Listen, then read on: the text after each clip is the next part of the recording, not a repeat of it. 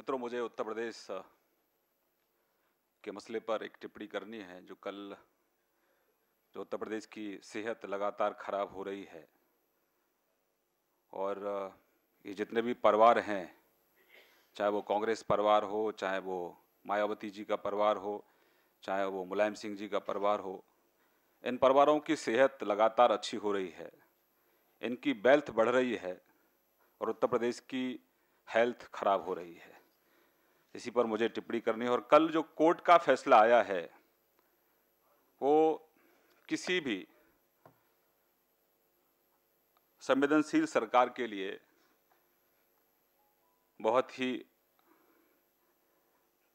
कड़ी फटकार है और ये उत्तर प्रदेश समाजवादी पार्टी सरकार की ये संवेदनहीनता की पराकाष्ठा है कि लगातार डेंगू से लोगों की मौतें हो रही हैं। मलेरिया, चिकनगुनिया ने पूरी तरह से पूरे सूबे को जकड़ के रखा हुआ है और दूसरी तरफ मुलायम सिंह जी का परिवार, अखिलेश जी की सरकार नूरा कुश्ती में मस्त है। और ये नूरा कुश्ती इसीलिए है, इसका एक बड़ी वजह यही है कि नूरा कुश्ती करते रहो, जिससे कि जो सूबे के हालात लगातार खराब हो रहे हैं। हर मोर्चे पर अखिलेश यादव विफल हैं और उनकी विफलताओं पर मीडिया का ध्यान न जाए, जनता उन पर चर्चा ना करे। इसीलिए ये योजनाबद्ध तरीके से ये ड्रामा चल रहा है, हाई वोल्टेज। और जब तक चुनाव का अंतिम चरण पूरा नहीं हो जाएगा, अंतिम वोट नहीं डल जाएगा, तब तक ये लगातार ये ड्रामा चलता रहेगा। मैं आपका ध्यान थोड़ा आकर्षित करना चाहता हूं कि किस तरीके से सूबे की सेहत खराब है और पहले मुलायम सिंह जी की सरकार और उसके बाद बहन मायावती जी की सरकार और अब आदरणीय मुलायम सिंह जी के युवराज की सरकार पूरी तरह से सूबे की स्वास्थ्य की इन्होंने उपेक्षा की है और अपने घर को भरने का काम किया है। इन तीनों परिवारों को यूपी के 20 करोड़ लोगों की सेहत की परवाह नहीं है। मैं कुछ आंकड़े मीडिया के माध्यम से जनता के सामने रखना चाहता हूं। आज देश भर में जो प्राथमिक स्वास्थ्य केंद्र हैं उनमें डॉक्टरों की अगर सबसे ज़्यादा कहीं कमी है तो वो उत्तर प्रदेश में है। केंद्रीय स्वास्थ्य मंत्रालय की एक ताज़ा रिपोर्ट जिसका मैं जिक्र कर रहा हूं, उत्तर प्रदेश में प्राइमरी जो हेल्थ सेंटर हैं उनमें 3,497 डॉक्टरों की आवश्यकता है, लेकिन अभी सूबे के अंदर केवल 2,209 डॉक्टर हैं। 1,288 डॉक्टरों की सीधे सीधे कमी है। वहीं दूसरी तरफ अगर हम सूबे में जो स्पेशलिस्ट डॉक्टर होते हैं, जिनकी आवश्यकता हमें प्राइमरी हेल्थ सेंटर पर भी होती है और डिस्ट्रिक्ट हॉस्पिटल में भी होती है, वहां पर तो बहुत ही स्थिति बहुत विकराल है। उत्तर प्रदेश में टोटल 3,092 स्पेशलिस्ट डॉक्टरों की आवश्यकता है, लेकिन केवल 484 स्पेशलिस्ट ही तैनात हैं। 2,608 स्पेशलिस्टों की कमी सीधे सीधे ये आंकड़े स्पष्ट करते हैं। और उत्तर प्रदेश के अंदर 20,521 सब सेंटर हैं, लेकिन उनमें से 14,291 ऐसे सब सेंटर हैं जहां पर हेल्थ वर्कर भी तैनात नहीं है। अंदाजा लगा सकते हैं कि आम जन को इलाज कराने के लिए कितनी परेशानियों का सामना करना पड़ रहा है। और उत्तर प्रदेश के गांव की सेहत सबसे ज्यादा खराब है। एक कैग की रिपोर्ट के अनुसार ग्रामीण क्षेत्रों में 1,555 पीएससी हैं,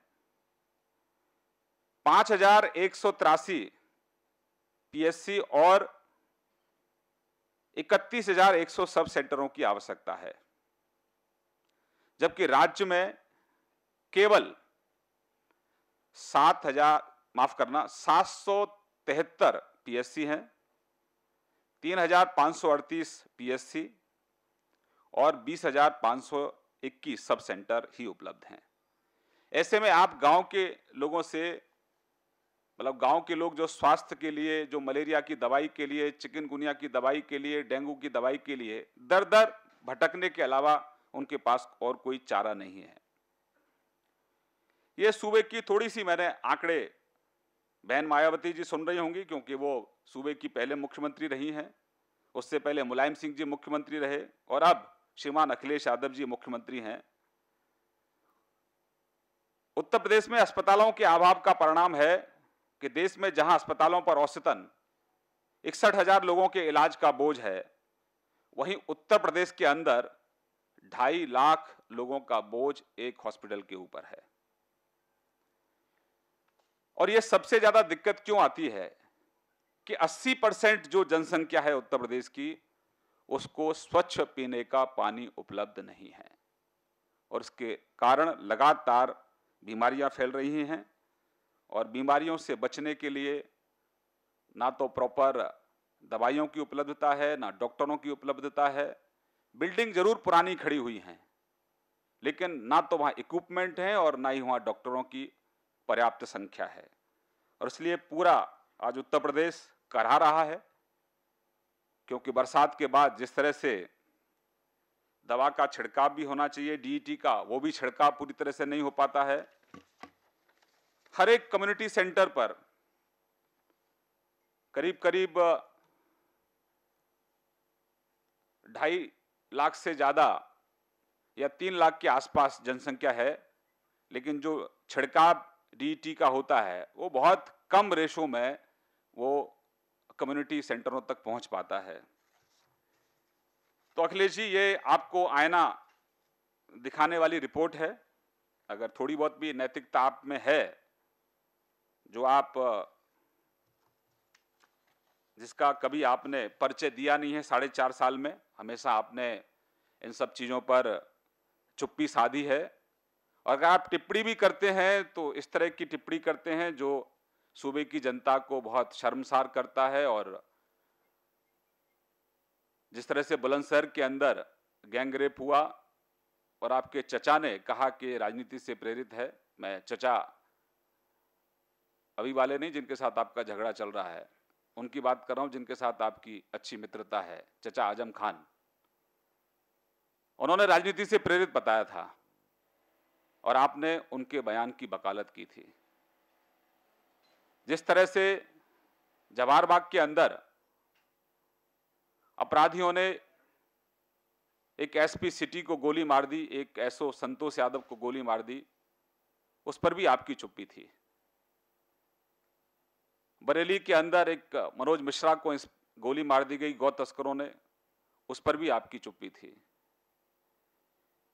एक 12 साल के मोहम्मद समी थे मुजफ्फरनगर में, जो पंचायत चुनावों के बाद आपके गुंडों ने उसको भी गोली मार दी, उस पर भी आपकी चुप्पी थी। तो कम से कम आप इस पर तो चुप्पी तोड़िए, क्योंकि कोर्ट का तो सीधा सीधा आदेश है। कोर्ट की कुछ टिप्पणियां हैं, मैं आपके सामने पढ़ना चाहता हूं। न्यायालय ने कहा है कि असंतुष्टि का कारण धारणा नहीं है, बल्कि इसका आधार खुद राज्य सरकार की ओर से दाखिल किया गया हलफनामा है। डेंगू नियंत्रण में प्रशासनिक विफलता की सुनवाई करते हुए न्यायमूर्ति एसपी शाही और न्यायमूर्ति डी.के. उपाध्याय की खंडपीठ ने कहा कि राज्य सरकार का संवैधानिक तंत्र स्थिति को संभालने में पूरी तरह से विफल रहा है। न्यायालय ने कहा है कि सरकार नागरिकों को स्वास्थ्य व सफाई उपलब्ध कराने के अपने दायित्व को पूरा करने में पूरी तरह से विफल रही है। उत्तर प्रदेश में क्यों ना राष्ट्रपति शासन लगा दिया जाए। ये बीजेपी की टिप्पणी नहीं है अखिलेश जी, ये कोर्ट की टिप्पणी है। और भारतीय जनता पार्टी सीधे सीधे श्रीमान अखिलेश यादव जी आपसे मांग करती है कि आप इस पर अपना स्पष्टीकरण जरूर दें। और हम तो बहन मायावती जी से भी पूछना चाहते हैं कि जिस तरह से एनआरएचएम घोटाला हुआ, डॉक्टरों की जेल में हत्या हुई, आप भी इस पर टिप्पणी करें। और हम तो मुलायम सिंह जी से भी पूछना चाहते हैं कि आदरणीय मुलायम सिंह जी, लंबे समय से आप सूबे में सक्रिय हैं और इस तरह आज उत्तर प्रदेश के लोग बीमारी से त्रस्त हैं और आपका पूरा कुनबा, समाजवादियों का पूरा कुनबा और प्रदेश के इनके सभी कार्यकर्ता अपनी वेल्थ को लेकर सक्रिय हैं, अपनी पूंजी बढ़ा रहे हैं, अपनी जमीन बढ़ा रहे हैं, लेकिन सूबे की जनता स्वास्थ्य के लिए तरस रहे हैं। उत्तर प्रदेश के लोगों ने 15 साल का ये कुशासन देखा है, अपराध देखा है, भ्रष्टाचार देखा है, ये लूट देखी है। और आदरणीय मुलायम सिंह जी 2012 में बहन मायावती जी की अराजकता, अपराध, भ्रष्टाचार और ये बढ़ते हुए घोटाले, इनसे दुखी होकर आपको चुना था, लेकिन आपने और आपके युवराज ने पूरे सूबे के लोगों को निराश किया है और इसलिए ये सरकार बस कुछ ही दिनों की मेहमान है। उत्तर प्रदेश की जनता 2012 में अखिलेश जी की बुआ को खारिज कर चुकी है और अब उत्तर प्रदेश की जनता मायावती जी के भतीजे अखिलेश जी को भी खारिज कर चुकी है। औपचारिकता जिस दिन ईवीएम पर बटन दबाना होगा, जिस दिन घोषणा होगी, उस दिन पूरी होगी। प्रदेश इन परिवारों से मुक्ति चाहता है, प्रदेश सुशासन चाहता है, प्रदेश विकास चाहता है, प्रदेश सूबे की जो बिगड़ती स्वास्थ्य व्यवस्था है उसको ठीक करना चाहती है जनता, शिक्षा व्यवस्था को ठीक करना चाहती है जनता और ये सब काम भारतीय जनता पार्टी ही कर सकती है, क्योंकि हमने विकास किया है, हम विकास कर रहे हैं और विकास हमारी पहचान है।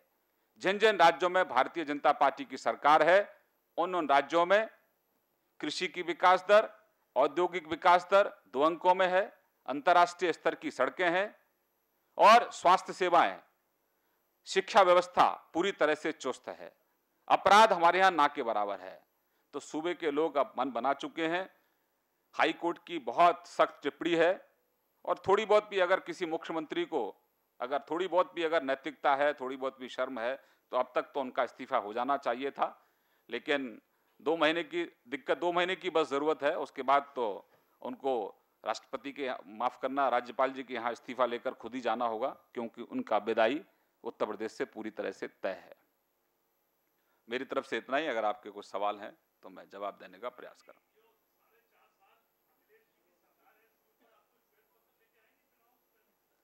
भारतीय जनता पार्टी की सरकार उत्तर प्रदेश में बनेगी, जनता हमको आशीर्वाद देगी और हम श्वेत पत्र नहीं, जितने भी ये घपले हुए हैं, जितने भी घोटाले हुए हैं और जिन जिन लोगों ने भी उत्तर प्रदेश की जनता के जज्बातों के साथ, उनकी सेहत के साथ खिलवाड़ की है, उनको किसी को बख्शा नहीं जाएगा। सख्त कार्रवाई हमारी सरकार करेगी। अब तक तो जुगलबंदी रही है, भुआ जी के अपराधों पर भतीजा पर्दा डालता है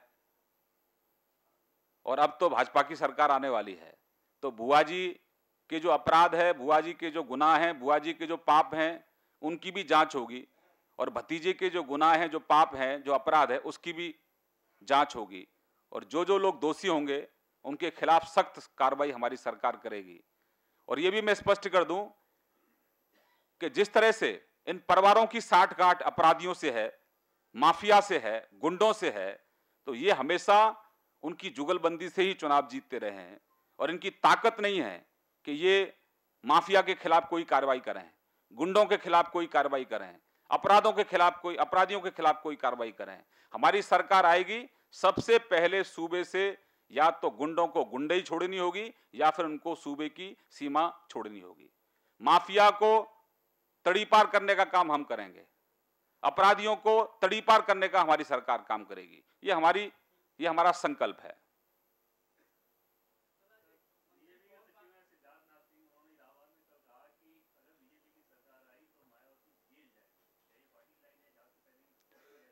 मैंने कहा कि जितने भी घपले घोटाले हुए हैं, क्योंकि 15 साल से सूबे को बंधक बना रखा है, चाहे सपा हो चाहे बसपा हो, और इनकी आपस में जुगलबंदी है।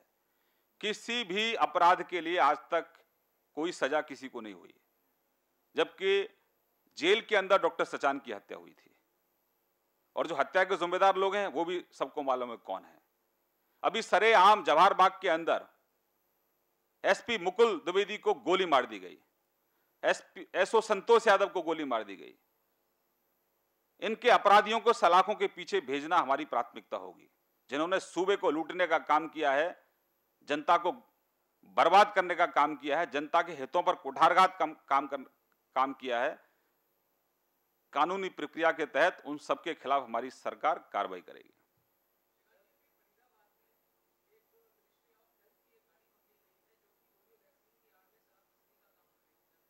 हाँ, तो अगर ऐसी जानकारी है आपकी तो बिल्कुल कानून अपना काम करेगा और जो भी अपराधी हैं उनको सजा मिले।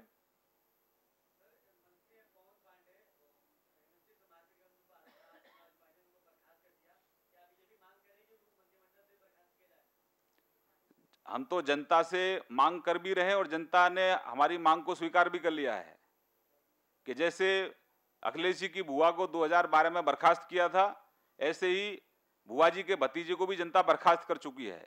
और ये बर्खास्तगी का और फिर वापसी का ये नाटक जो है ये चुनाव के अंतिम चरण तक चलता रहेगा, क्योंकि आदरणीय मुलायम सिंह जी को मालूम है कि चुनाव में उनके पास बोलने के लिए कुछ नहीं है। इसलिए मीडिया में सुर्खियां इसी तरह से बनेंगी, हर दिन प्रेस कॉन्फ्रेंस होगी, कोई ना कोई प्रेस कॉन्फ्रेंस करेगा, इसलिए कि इनकी विफलता, ये जो हाई कोर्ट की जो टिप्पणी है, जो बहुत सख्त टिप्पणी है अखिलेश जी की सरकार पर, आज सुबह सबसे बड़ी चर्चा का विषय ये होना चाहिए था, लेकिन शिवपाल जी ने किसको बर्खास्त किया वो खबर है। तो वो अपने योजनाबद्ध तरीके से ये जो सीरियल है, जैसे सास भी कभी बहू थी, सास बहू और साजिश, इस तरह से ये सपा का जो सीरियल है ये लगातार चलता रहेगा। इसमें अपराध भी है, भ्रष्टाचार भी है, खनन माफिया भी है, भू माफिया भी है, इसमें जेल में जो कुख्यात अपराधी जो बंद हैं वो भी हैं। तो इसमें सब है, इसमें वोट बैंक है और नोट बैंक है।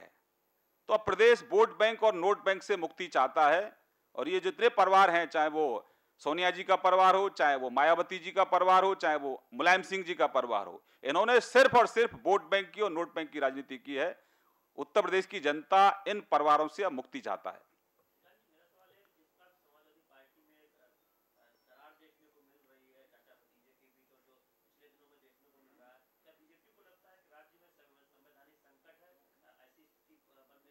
कोई दरार नहीं है, सब एक है ये, क्योंकि 4.5 साल में दरार दिखाई दे रही है आपको, क्योंकि अब चुनाव में जवाबदेही का समय है। 4.5 साल तक तो आप लूटते रहे, दोनों हाथों से सूबे को अखिलेश जी ने लूटा है, और अखिलेश जी के इशारे पर ही जितने घोटाले हुए उन्हीं के इशारे पर हुए हैं। और एक सबसे बड़ा एग्जाम्पल कि अखिलेश जी मुख्यमंत्री के साथ साथ गृह मंत्री भी हैं। जवाहर बाग में कौन उनको रोक रहा था? उनका खुफिया विभाग लगातार उनको जानकारी दे रहा था कि यहां अवैध कब्जा है, राम वृक्ष यहां फल रहा है, फूल रहा है, अवैध हथियार यहां आ रहे हैं, गैस के सिलेंडर यहां आ रहे हैं। क्यों नहीं रोका? आखिरकार 2 अधिकारियों को मरवा दिया। 4.5 साल में ही सब कुछ, 4.5 साल तक तो कुछ याद नहीं आया, क्योंकि दोनों हाथों से घर भरने का काम कर रहे थे। अब जवाबदेही का समय है, इसलिए आप जनता को गुमराह करो, मीडिया को गुमराह करो, दरार भी दिखाओ, फाड़ भी दिखाओ। स्क्रिप्टेड ड्रामा है जिसका मंचन हो रहा है।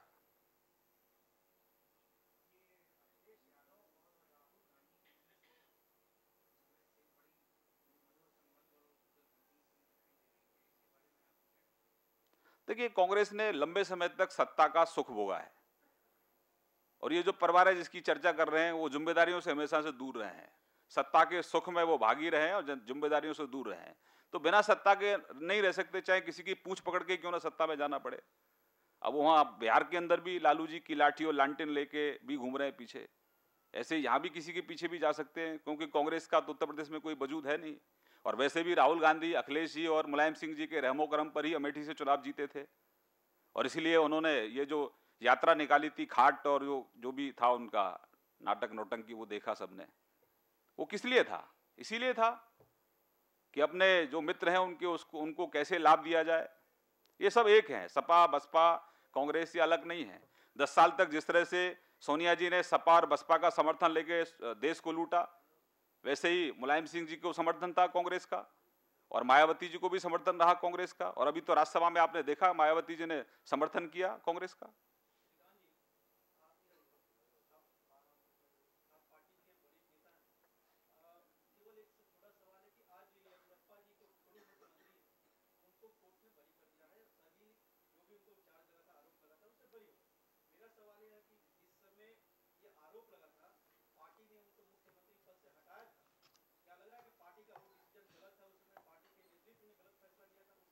आज अच्छा फैसला है, अच्छी बात है।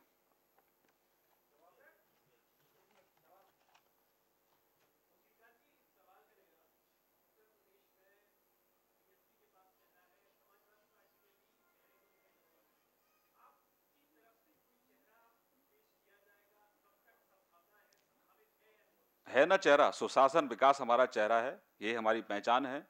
जिन जिन राज्यों में जनता ने हमको आशीर्वाद दिया है वहां सुशासन है, वहां विकास है। मैंने कहा ना, सुशासन विकास हमारा चेहरा है, हमारी पहचान है। ईज ऑफ डूइंग बिजनेस में हम सबसे अव्वल आते हैं। देश में जिन जिन राज्यों में लोगों ने हम पर भरोसा किया है वहां वहां हमारी सरकारें हैं, और जो जनहित के कार्य हैं वो हम कर रहे हैं, जो जन की अपेक्षाएं वो हम पूरी कर रहे हैं।